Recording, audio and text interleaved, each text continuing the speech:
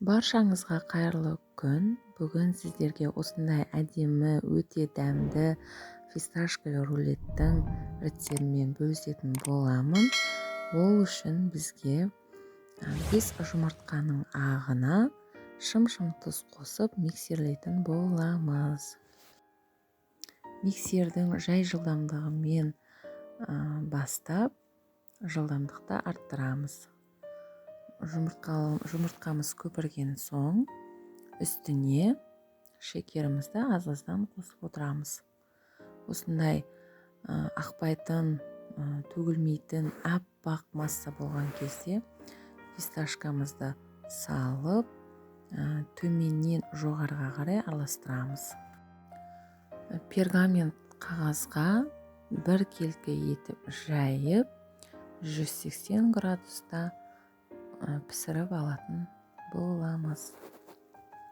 Пісемін дегенше арасына жағатын кремін дайындап аламыз. Ол үшін бізге сливки және творожный сыр қажет болады. Піскен фисташковый рулетімізді суытып, қатты суыған күтеміз. Содан соң үстіне пергамент қағазын қойып, ақырындап ажыратып аламыз. Кремін жағып арасына бір тегіс қып арасына кремін жағып шығамыз.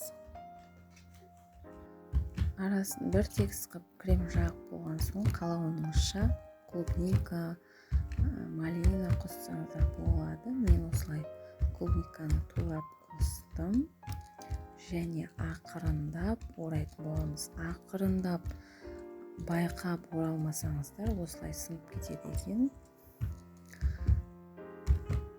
Фисташковый рулетіміз дайын. Мен 2 бөлікке бөліп тарелкеге жайғастырдым және осылай безендірдім. Сіздер қалауларыңызша сәндесеңіздер болады. Холодильникке 2 сағатқа қойып алыңыздар. Өте дәмді шығады, жасап көріңіздер. Сіздермен болған Мөлдір.